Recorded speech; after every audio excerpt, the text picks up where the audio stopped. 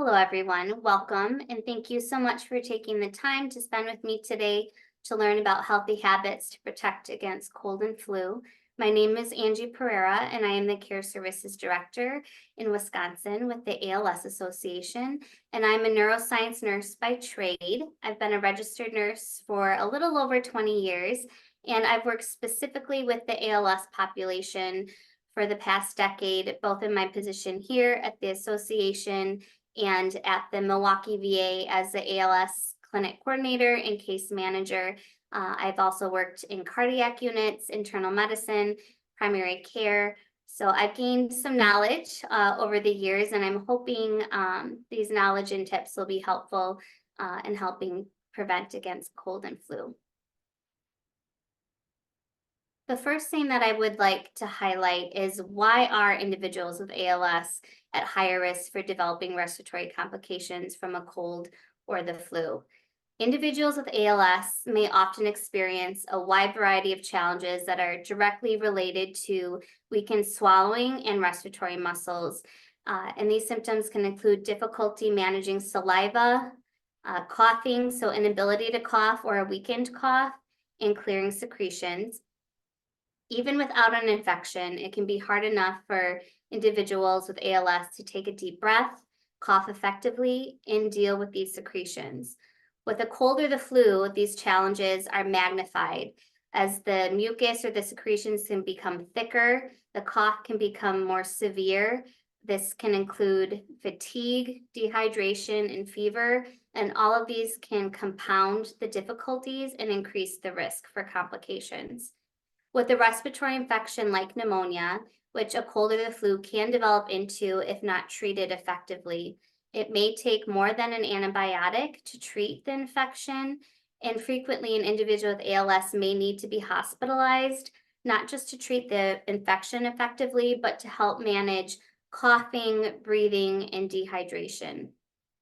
Flu may also cause decreased appetite and a severe cough, which may further progression of ALS symptoms and lead to additional complications, such as shortness of breath, difficulty breathing, and again, pneumonia. Therefore, it is critical to take steps to avoid any type of respiratory infections with ALS, especially the flu. So let's talk about healthy habits. And I think one of the most important healthy habits is practicing good hygiene.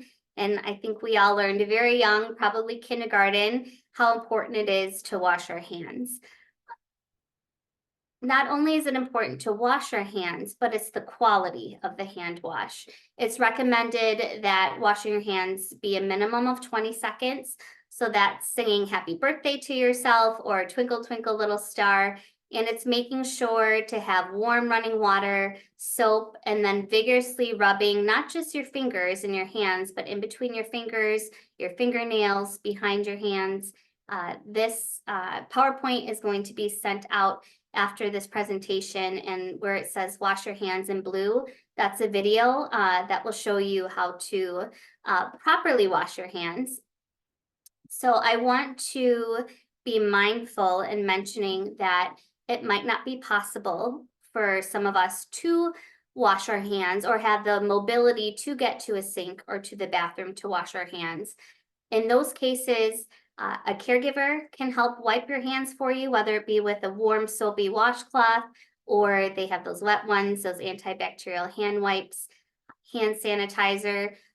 Those are great things that can be used to clean your hands if you're not able to physically wash your hands.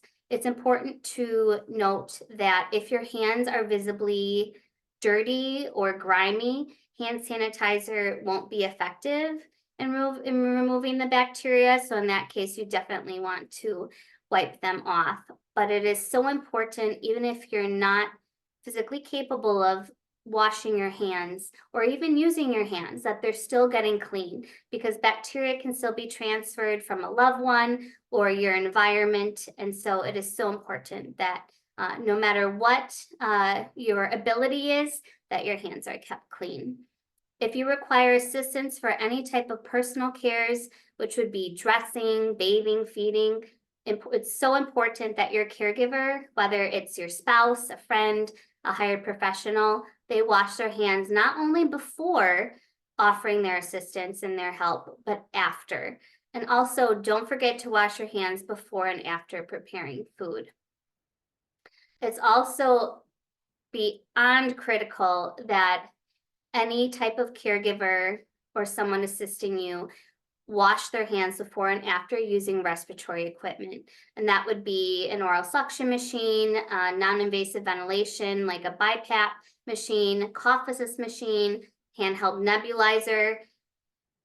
Bacteria and germs could be on your hands, and when they are brought close to nose or mouth or any type of this equipment, it increases the risk even more of bacteria being transferred to you if you're using that equipment.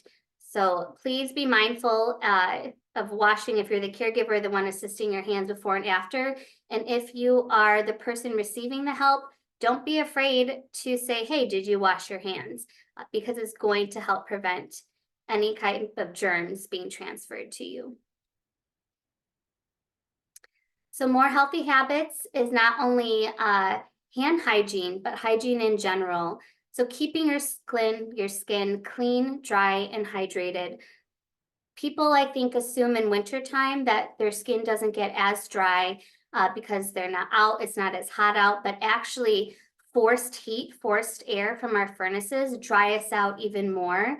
And we're not as thirsty, and our thirst isn't triggered like it is in the summer months. So please be mindful that you're keeping your skin clean, dry, and hydrated. Any type of cracks in your skin is a way for bacteria to get into your body. So just make sure you're keeping clean, dry, and your skin is hydrated. Also, don't forget about oral hygiene. Please make sure you or your caregiver are cleaning your mouth or brushing your teeth at least twice a day, even if you are not taking anything by mouth or limited amounts of things by mouth. It is still so important that your oral care is maintained. I understand that it might not be safe for some people to brush their teeth without a tool like a suction machine, or you might not be able to spit or swallow. An oral suction machine is a phenomenal tool that can assist with teeth brushing. They even have special attachments like sponges and mint flavored sponges that can help and assist with cleaning the mouth. Of course, cover your mouth and nose if you cough or sneeze. If you don't have the mobility or you're not able to cover your mouth, even if you're able to lift your arm and kind of put your nose and mouth into the crook of your elbow, that's better than just kind of sneezing and coughing into the air. If you do have to cover your mouth with your hands, please just make sure that you're washing or sanitizing them immediately afterwards. It's always a great idea to keep a hand sanitizer or cleanser with you when you're on the go. Not all hand sanitizers are created equal. You want to make sure they have at least 60% alcohol to be effective. And please don't go and make your own hand sanitizer. There's been reports by the CDC of people obtaining chemical burns from the hand sanitizer that they've created at home. So please stick with store-bought, but just make sure it's 60% or higher to make sure that the cleanser in this hand sanitizer is effective. It is so important to disinfect shared surfaces. So shared surfaces can be keyboards, telephones, touch screens, doorknobs, remote controls, and even more importantly, I feel, durable medical equipment, especially equipment that's going outside the home and then back into the home, like a power wheelchair, a manual wheelchair. Don't forget to cleanse and wipe off the joysticks, the wheelchair handles, the brakes, buttons and controls on equipment such as patient power lifts and respiratory equipment. Please make sure that those are being wiped and kept clean because germs can absolutely and easily be transferred on those shared surfaces.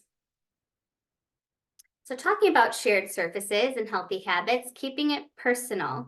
So the flu virus can generally survive on surfaces for 24 hours, according to the National Health Service, that leaves plenty of time for germs to spread among family members. And I think we all know how easy one tiny little human can infect a whole household. So one thing to help with the prevention of the spread of germs at home is avoiding sharing items, personal items, and keeping them separate. So personal items can include toothbrushes, towels, utensils, drinking glasses.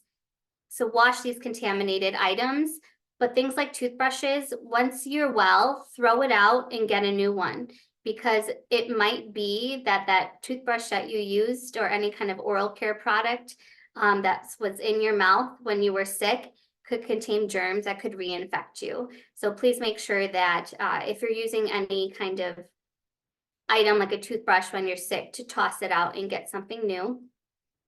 Things that can't as easily be thrown away, like toys, drinking glasses, utensils, just make sure you're washing those in hot soapy water. And of course, when in doubt, opt for disposable drinking cups, utensils, and towels. Diet. Diets are very important for overall well-being, and especially with fortifying our immune system. Green leafy vegetables, eating the rainbow, fruits and vegetables. I know we've all heard it and how important it is, but I'd like to take a little time and explain why it's important, especially for your immune system. With ALS, I think many of you probably have heard, and if not, you probably will, how important diet is to help maintain your weight and to prevent weight loss. Many dietitians and neurologists will be like, hey, if you want to eat ice cream at every meal, and I actually worked with a neurologist who said this, please do. Have ice cream, have a milkshake at every meal. I don't care what you're eating as long as you're eating. And that is absolutely true, and I agree with that.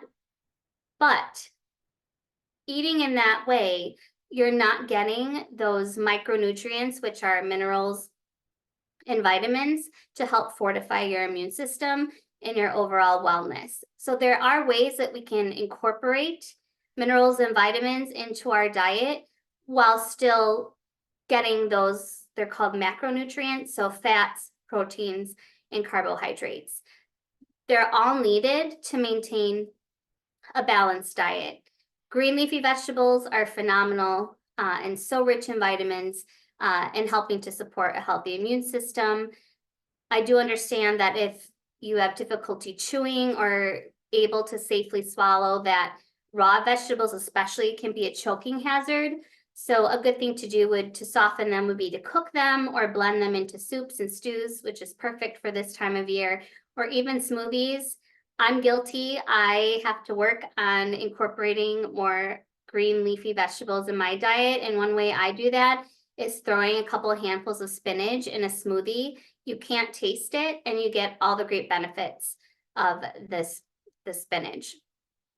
So as I said, maintaining your calories are really the most important when you have ALS, but please make sure that you're also getting those micronutrients, the vitamins and the minerals as well, to get that healthy, balanced diet.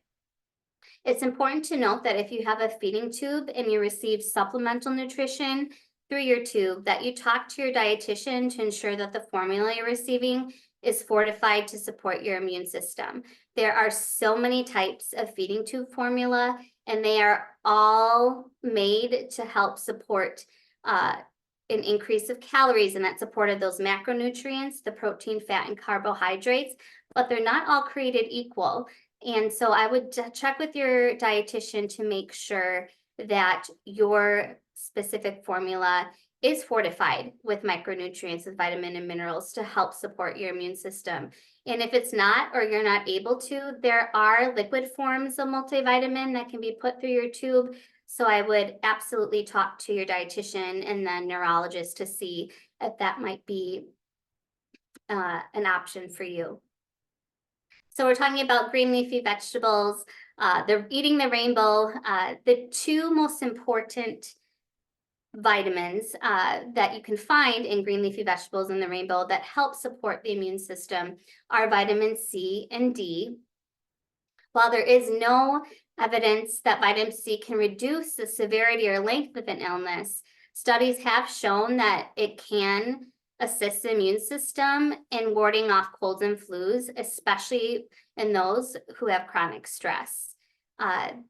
It is very much reported and revealed that Americans are deficient in vitamin D. That's primarily due to our soil being so depleted over many, many years.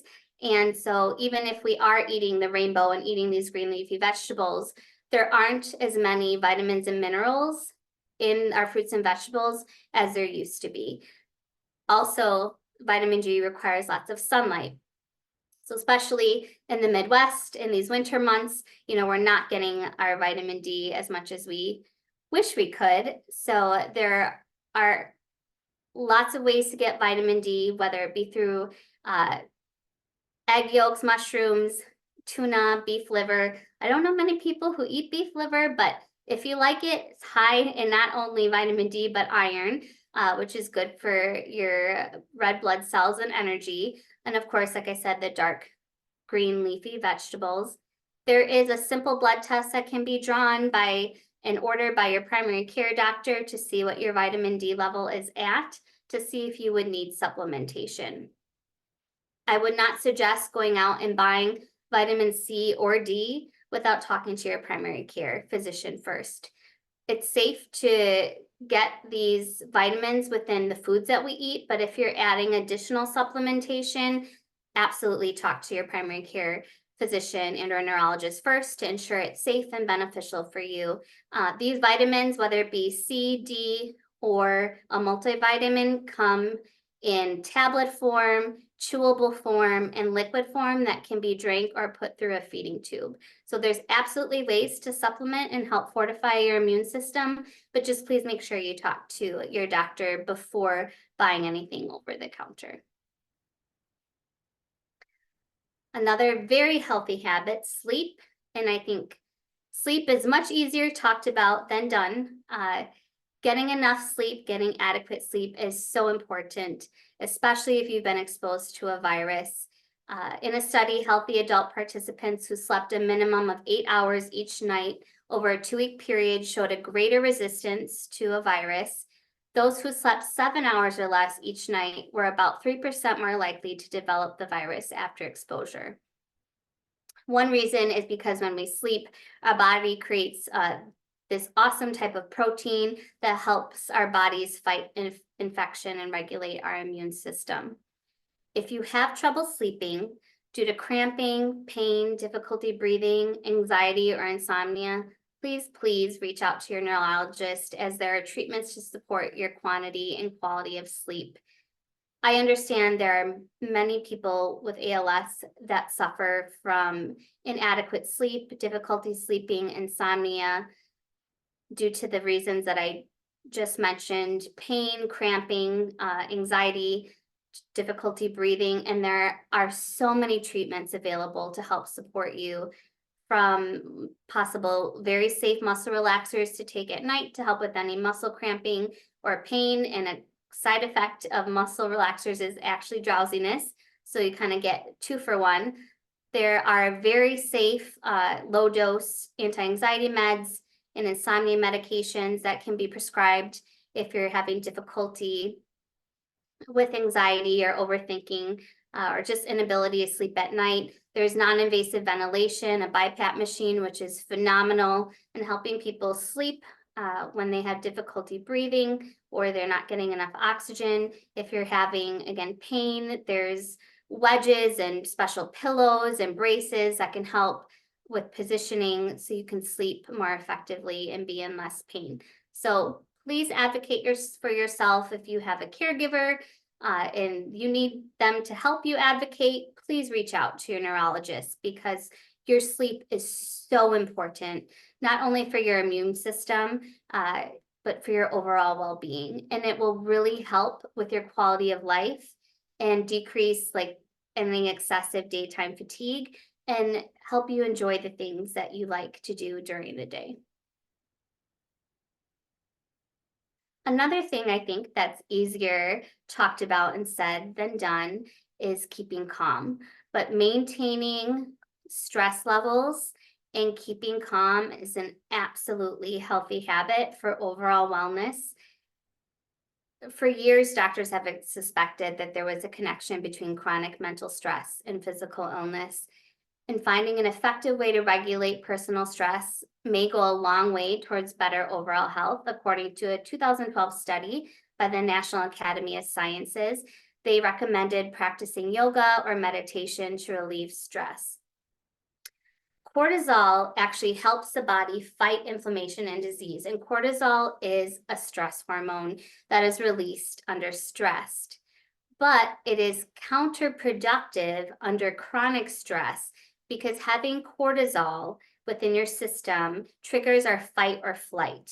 And that is needed to help us in times of crisis or need. But when this is continually running through our bloodstream, it actually does the opposite and will increase inflammation and make you more prone to disease and lessen the effectiveness of your immune system. I understand, especially when you are put on this journey of ALS, whether you have this or you are a caregiver or a family member. Like I said, it's easier said than done to talk about being calm or practicing that healthy habit. And there are so many different ways I feel that you can incorporate calmness into your daily routine. And it doesn't have to be this big productive yoga session or sitting in a pretzel in meditation. Honestly, it's what is a glimmer in your day, what brings you joy, and taking bits of that and adding that into your day. If it brings you joy and brings you peace and calm to talk to your friend, do that for 5 minutes every day. If you love a certain TV show and it makes you laugh, incorporate that into your day. If you do love to do meditation or breath work, absolutely do that. If you just love to get a breath of fresh air and feel the sunlight, what there is of it in the winter months in the Midwest, on your face, do that. If you like to take a bubble bath, whatever it is to you that brings you joy and peace. It could be praying, reading your Bible, reading a good fiction book, maybe making a new recipe, whatever it might be to you that brings you joy and calm. You need to make it a priority because of course it's good for your emotional and mental health, but it's actually good for your physical health. And again, I understand that days can be very full, and the thought of even taking 5 minutes for yourself might seem so daunting and overwhelming. Ask for help. Ask and see if someone can do something for you so you can take that 5 minutes. It's just like the flight attendants say on the airplane, putting that oxygen mask on yourself first before you help someone else put theirs on. You need to pour into your own cup, not just for yourself. You need to fill yourself up. But if you're full, then you're able to pour into others. And I think that's especially important for caregivers. I am more than happy. I actually love yoga and meditation myself. And I'm more than happy to talk to anyone if they need some more tips or support in developing a practice, a healthy habit to bringing some more calm and joy into their lives. Reach out to your care services manager and they can connect me with you. And again, I'd be more than happy to help support you in this. Another very healthy habit is movement, or I like to say stimulating blood flow, because I understand that movement is not accessible for all of us, but stimulating our blood flow is. There is a very delicate balance with ALS in maintaining movement, but not pushing yourself or overdoing it and fatiguing your muscles. With ALS, it's so important to stimulate that blood flow, but you don't want to do it to the point that you're fatiguing yourself. If you reach that point of fatigue, you can actually progress the atrophy and the weakness of your muscles. So again, there's that delicate balance. Movement and stimulating our blood flow is so important because it does reduce inflammation, Reduction of inflammation can reduce our risk of chronic disease. It reduces our stress in the release of stress-related hormones like cortisol that we had just talked about. It accelerates the circulation of disease-fighting white blood cells, which actually helps the body fight the common cold and flu. Movement and stimulating our blood flow can look like a lot of different things. So there's active movement, which is walking, bicycling, stretching, yoga, or passive movement, massage or assisted range of motion. Whatever you or your caregiver are capable of, there is a way to support your stimulating your blood flow. I highly encourage you to reach out to your occupational therapist or your physical therapist for recommendations and tips on how to stimulate your blood flow. And I know they would love to help you with that. I know some great occupational therapists and physical therapists, and they have helped a lot of people develop exercises and routines for where they're at to really assist in that stimulating that blood flow. So healthy habits, thinking of yourself and others. I want to really honor and respect that ALS can be a very isolating disease. That is why our care services managers and myself really like to support and encourage people to do and go out and do the things that bring you joy, whether that be attending your grandson's basketball game, playing cards with your friends, having a movie night with your family, going out to dinner, going on a vacation, whatever it is that brings you joy and you have the capacity and capability to do it, we highly encourage you to do it. With, of course, keeping in mind the healthy habits. So with that and the understanding and the respect that it's so important that you maintain and do the things that bring you joy, even if they look and they may be a little bit different, it's still so important. So with that and knowing that going out and doing the things that bring you joy and light you up with considering and practicing healthy habits, we're highly encourage it. Like I said, we want you to go out and do stuff that brings you joy, but remember to be mindful. So along those lines of being social and doing things, making sure that if you are sick, that you stay home. It's not only important for your own body to rest, but so important to prevent the spread of infection.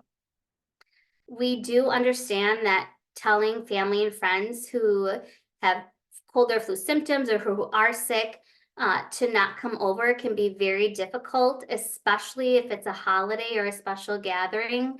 But it is so important to stress that with ALS, you are at a higher risk, and it's for your own safety and well-being that they stay home.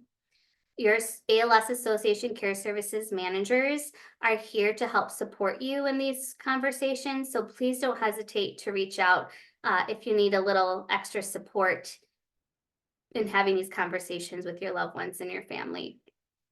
It is also imperative that you stress to any caregivers, whether personal or professional, not to come inside the house or not to provide care until they are well, symptom-free, they test negative, they finish their course of antibiotics, etc. Whether you utilize an agency, a private caregiver, or a family, it is a good idea to talk and create a backup plan in case your primary caregiver is sick. Especially if you are dependent on a caregiver, even if it is your spouse, it is so important to come up with a backup, not only to help keep you healthy and prevent you from getting sick, but to allow that caregiver the time to recover and take care of themselves so they can go back to taking care of you.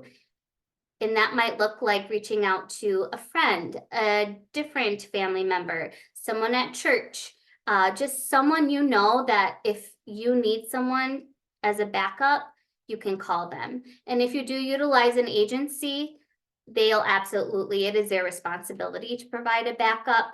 And don't ever be concerned to say no. Like, I don't want you to come over. I don't want you to provide care for me today because you're sick. You need to protect your wellness and your safety. So that's why it's so good to have a backup plan and a plan B. Immunizations, all of this information is directly from the Center of Disease Control, the CDC. I'm not going to spend a lot of time on this. What I'd like to emphasize is always talk to your primary care physician and or neurologist to determine if an immunization is safe and beneficial for you to receive. There are 2 different vaccinations during cold and flu season that can be beneficial. One is the flu vaccine and another is the pneumococcal. There's differences in when they're administered and how many. Again, you'll be given the resources that I used to create this presentation, and there's a direct link to the CDC with all of the in-depth information regarding these vaccines. But again, please reach out to your neurologist or primary care physician before you get any type of vaccination.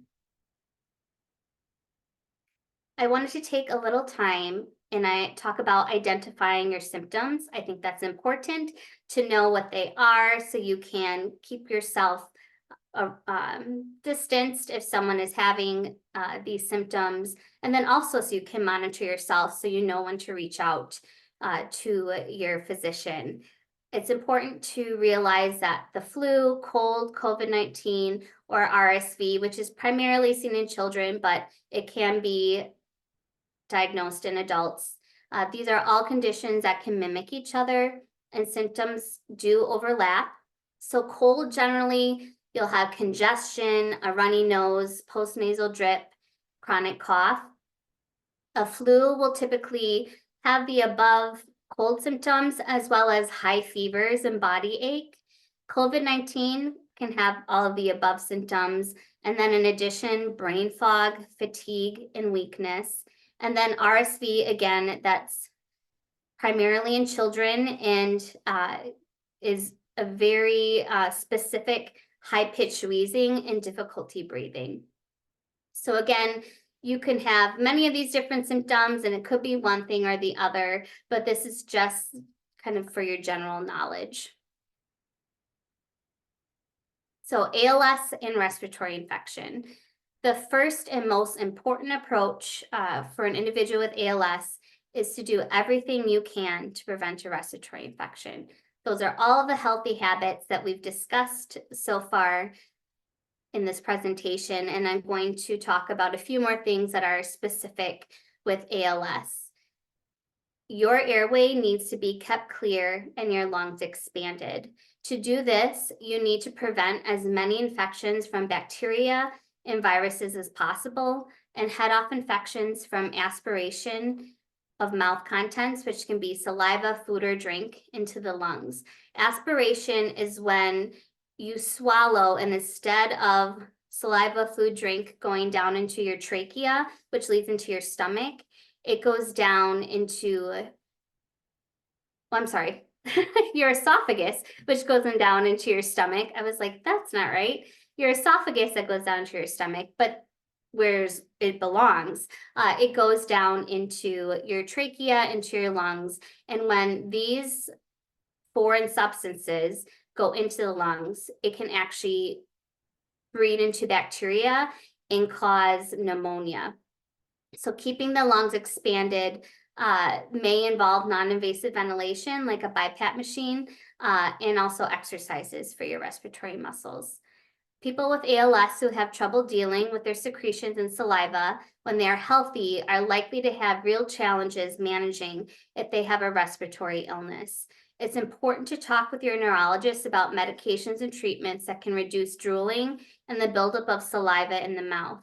Good management of these issues can help reduce the risk of getting pneumonia.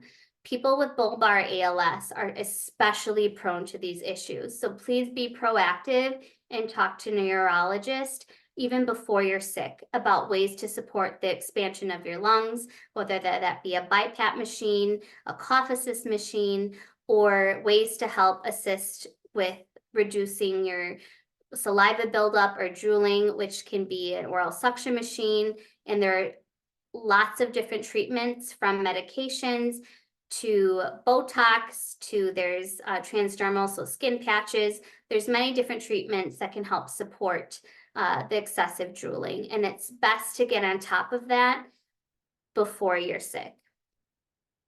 And of course, unfortunately, despite best efforts at prevention, a respiratory infection may strike. And when it does, there are a few things that should be considered during the acute phase, which is the initial phase of the infection and recovery. ALS and respiratory infection treatment. If you're experiencing any cold or flu symptoms or changes in breathing, call your primary care physician and or neurologist immediately. Do not wait. Being in the nursing field for as long as I have, and especially working in the hospital, I would always encourage patients to call. We want you to call. We prefer that you call and you don't need us than not call and need us. So please call. There's no such thing as a dumb question when it comes to your health and your well-being. So if you notice any non-emergent changes, please call. Do not wait. If you are experiencing an increase in difficulty breathing, shortness of breath, inability to cough or manage your secretions, go to the ER immediately or call 911. I know being in the Midwest, a lot of us are in rural areas, and so going to the emergency department might take 30 minutes or an hour. If that's the case, call 911 because your local fire department has people on call 24/7 that are trained in emergency response to come assist you. So do not wait. Don't chance it. Call 911. Please, if there's anything I can emphasize, because we need to make sure that your breathing and your airway is maintained. And the sooner we do that, the better chance you have of surviving and not developing further complications. As I discussed, I think in the first slide, frequently antibiotics alone might not be enough to clear the pneumonia or another respiratory infection. So it is important that you are adequately hydrated. Deep coughing is so important to keep your lungs expanded and your airway clear. To have this type of treatment and support, it might be necessary to be hospitalized. But please know this is for your best interest. I have a lot of patients that have been concerned or worried, and so they didn't call 911 or they didn't go in when they first noticed something because they just did not want to go to the hospital. And I 100% understand and respect that. But please know, many times if you are hospitalized, especially if you get in and don't wait, it oftentimes only requires a 24 to 48 hour admission, and it's to get that support you need, get that infection cleared, get your lungs expanded, get you hydrated, and really get that tune-up you need to go home and resume doing the things that you were doing before. So please don't ever look at it as a regression. Look at it as an opportunity to get that tune-up you need to be successful when you go home. For the long term, there can be two devices that can help mobilize your secretions and clear your airway at home. That is a cough assist machine, and that's typically ordered by a physician, and then a respiratory therapist would provide help and instruction on how to use it. The cough assist helps mobilize your secretions and helps you cough them out. The cough assist machine utilizes a face mask.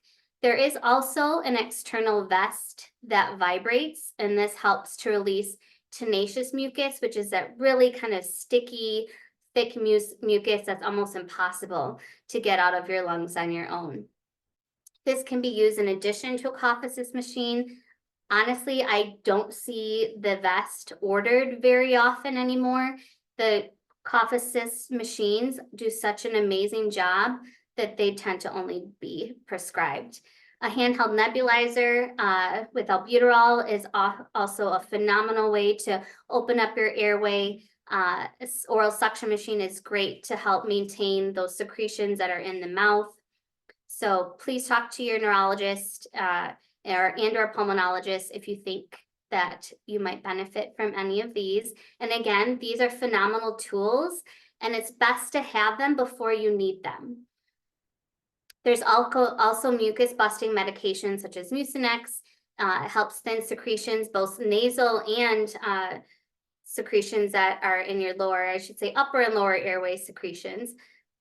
There is Rubinol glycopyrrolate, which is one of the medications, as I discussed in the previous slide. There's different medications and treatments for excessive drooling. Rubinol is one of them. It's a tablet and it can be taken as needed, but it does require a prescription. Mucinex is over the counter. Always check with your neurologist before trying any medication over the counter, especially Mucinex. Mucinex can be very dehydrating and actually not effective if you're not taking in enough fluid. So please check with your neurologist, but I do know a lot of patients who utilize Mucinex and have great benefit from it. But again, talk to your neurologist before trying any over-the-counter medication. And I wanted to end with touching base on non-invasive ventilation and oxygen, especially when I'm talking about calling 911, going to the emergency room. Medical professionals, especially emergency medical professionals, are trained that when someone is short of breath, when they look to be having difficulty breathing, to give them oxygen, because that is a way to maintain their airway and making sure that they're getting the breath and the oxygen you need to maintain your well-being. But in ALS, that can look a little different, and that's why I wanted to close on this, because I think education is key, and it will help empower you and advocate for your healthcare. Non-invasive ventilation, such as the BiPAP, has become a very important cornerstone of symptomatic treatment in ALS and improving survival and quality of life. Individuals with ALS who utilize a BiPAP machine can also improve symptoms of hypoventilation. So that's kind of a fancy term for inability to get enough breath, shortness of breath. And it also assists with weakened diaphragm muscles and increases energy and oximetry levels. And oximetry is how much oxygen you have in your blood. The use of oxygen without ventilatory assistance may not be sufficient for many individuals with ALS. Medical studies revealed that oxygen therapy should not be considered for ALS patients except as a comfort measure. Delivery of oxygen alone can suppress respiratory drive and lead to worsening hypercapnia, which is the medical term for high levels of carbon dioxide. Oxygen should be prescribed to ALS patients only as a palliative measure to relieve symptoms of air hunger in the terminal phases of the disease. Oxygen can be added to a BiPAP machine to add additional respiratory support. It's so important, whether you call 911 or you go into the ER, to let the medical care team know that you have ALS and to not put just oxygen on. Tell them you need non-invasive ventilation, you need a BiPAP. If you call 911 and you use a BiPAP at home, have it next to you. Bring it with you to the hospital. If you're being driven to the emergency room by a family member, bring your BiPAP with you. Typically, hospitals don't like to use your personal home BiPAP, but they can plug it in and have you use it with the supplemental oxygen until they have respiratory therapy come down and give you a hospital unit BiPAP. If you're not able to speak, have something in your wallet. I know there's some people that have the ALS bracelet. Make sure there's something on you to help communicate, because again, emergency responders and ER medical teams, they want to help you. But unfortunately, especially in the rural communities, there's not a lot of training on ALS and the possible complications of only using oxygen. So definitely educate and advocate for yourself. If you are given oxygen for a short period of time, please don't stress out, but it's when it's long-term use or when you're given very high doses of only oxygen that it could put you into further respiratory distress. And I'll quickly touch on why does this happen. So ALS and respiratory complications is different than other respiratory diseases such as emphysema and COPD because it is not a chemical problem. It is a muscle weakness problem. With ALS, your muscles may become weakened, so that will affect the diaphragm, which is this muscle that sits right underneath the lungs and helps with contraction and expansion. So inhale and exhale. There's also accessory muscles too that assist with breathing, and these can become weakened as well. When our lungs aren't able to expand and contract, what happens is when we breathe in oxygen and then our bodies do this really cool chemical experiment, and then we exhale and we push out the CO2 because our body doesn't need or want that. That's how we typically will breathe. But with ALS, you don't have that capacity of that deep inhale and the exhale. So what can happen is instead of breathing out that CO2, because your diaphragm does not have the strength to contract your lungs and help you exhale, that CO2 will start to build. Now, when you're breathing normally and you don't have supplemental oxygen, you're typically okay. But if you're getting pure oxygen being forced into you and you don't have the strength or a non-invasive ventilation to provide that strength to get rid of that CO2 will build up, and that is called hypercapnia, and that can cause severe respiratory complications and even death, especially over a long period of time. So again, I bring this up really to educate you and to help empower you, to educate the medical providers in your life or who might assist you, who might not know. And if you have any further questions about this, please talk to your ALS clinic team. They're the experts and they can really help support you in making sure that you're receiving the best treatment possible, especially when it comes to treatment for respiratory infections and things like cold and the flu. While you can't control every germ in your environment, I believe that these healthy habits and actions will help keep you and your family from getting sick. Be particularly vigilant during the fall and winter months. And don't forget, winter in the Midwest typically lasts till like April. So it's really important to be vigilant during these months. And honestly, these are healthy habits to incorporate throughout any season. So thank you again so much for taking the time to spend with me today.